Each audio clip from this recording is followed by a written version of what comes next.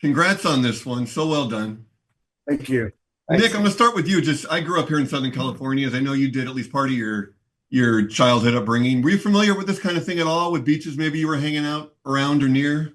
Oh yeah. Yeah, no, my childhood was in Southern California. I didn't really leave California until I was in my late 20s or late 30s. Right, right. And I would take the bus down to the Santa Monica Pier every weekend, and I would wish I could surf, and I was quite young, but I knew that I wasn't going to be able to get past the the group that was surfing, or the line, if you will, Yeah. and it was actually quite intimidating. I had a lot of admiration for surfers and for what they do, but I also feared them as a young man, because they were usually pretty jacked up, both mentally and physically, and it's not something I wanted to tango with. Yeah, yeah. And Lorcan, that world was something obviously you were fascinated with from the book and from your conversations with the story with the author. What about this world appealed to you so much? Yeah, I mean, I think it was an interesting backdrop to the whole story. I mean, it's not really a surfing movie. It's about a guy who wants to go surfing and all the obstacles that get in his way. Sure. And the time that he spends between being told he can't surf and eventually, the end of the film, is actually the meat of the story. That's much more of a psychological thing. And the water being some sort of hypnotic draw for this character, and he has like a warped, distorted memory of the place, a very nostalgic memory of this childhood beach, that he used to go to. So I think the surf aspects, and the localism aspects were really kind of complemented the themes of the story. About like belonging and ownership and being part of like a group of people and almost like a cult.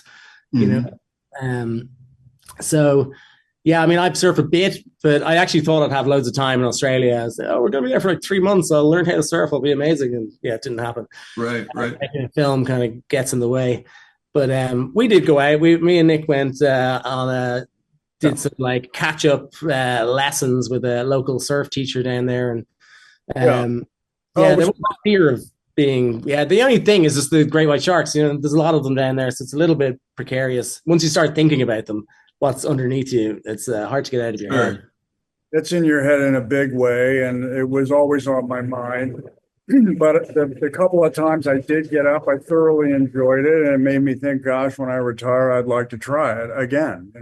Hmm. Hmm. But there's a lot much more going on here. And I'm a father in my 50s, and I have a 18-year-old son, and there's a lot of these themes that kind of percolate up in this film. And just for Nick, how much of that did you enjoy about the story? That kind of desperation this guy has, and there's so much going on here with masculinity and about fatherhood and about trying to do that Yeah. right.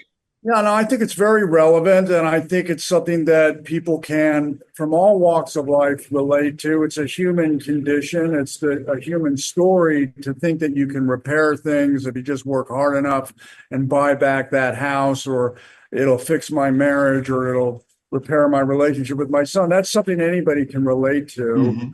Hmm. And that desire to belong to something, to belong to anything. How many young people, they go and they join the police force or the army, the military, or they leave home and they join a gang. I mean, it's all very relatable. I don't think that this is, for me anyway, it's not a linear narrative. What I love, one of the things I love about the picture is that it has all these different threads that are kind of interacting and building something, but I never am fully aware of which direction it's going in. And I like it that way. I like a bit of a surrealist narrative where it's not the same old thing where you're trying to do something by a formula or by rote. It's something that takes you on a bit of a surprise. And I think the surfer as a character is a wild ride that hopefully the audience will go on the ride with them. And the story itself is a bit of a wild ride that is full of surprises. For sure. At the end of a day like that for you, one of the more intense days, Nick, on that wild ride, what's it like for you? What's the joy of an actor? How are you feeling at the end of a day like that? How do you want to be feeling? I felt great. I mean, I really did. People, they see a man being degraded and humiliated and breaking down. But I always find it, especially with a group like this, Lorcan fosters a very collaborative and fun, really, environment, creative. You feel free, you feel safe. The other actors are not only great actors, but they're nice people and they're funny people to work with. And we had a lot of laughs. And so I felt safe to go to whatever area of my mind or imagination or emotional content to access what I needed to bring. But I always felt very relieved and kind of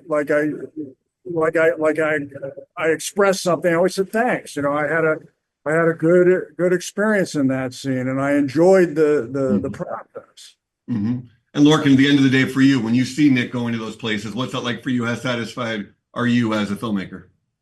Yeah, I mean, it was great. I don't think we ever had a kind of a day where we were like, oh, that wasn't great. It was always, every day, we got what we needed. We got more than we even thought we'd get a lot of the time. That we found some surprises.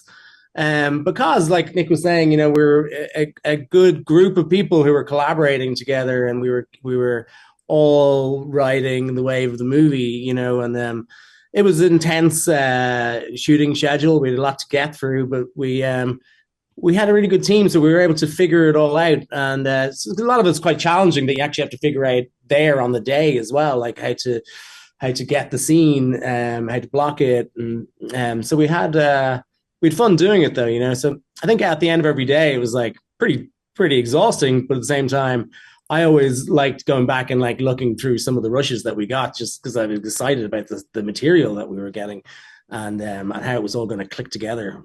It's a very satisfying watch and very, very enjoyable every minute, really. And lastly, Nick, it's another one of those weeks where there's an anniversary of Valley Girl this week. I think it's 42 years. Looking back at that experience, what did that film mean to you? Because it meant a lot to me as a kid growing up here in the Valley. It was immensely important to me. It meant so much to me because it was the first movie that I auditioned for as Nicolas Cage, and I got the part, and that was liberating and empowering and encouraging. And not unlike this movie, Martha Coolidge was a director that really gave me the encouragement and the fortitude to try and find things to bring and put on camera. That whole sequence in Valley Girl where I'm in the shower and I'm watching the other kids come into the bathroom and I'm like, they're smoking weed and I'm doing all these weird facial expressions. She just let it rip. She just kept the camera on and let me go for it. And Lorcan was the same way with the scenes with the 8mm lens that was mounted on my shoulders as I'm talking about, Clams Casino and fishing and Puttanesca. Right. Just madness, but it was that kind of liberating feeling on Valley Girl, and I'm glad I'm still making movies that allow me to enjoy that. Yeah, you still are, and Lorcan, great job as well. You guys are awesome. Really, really enjoyed the film. Okay.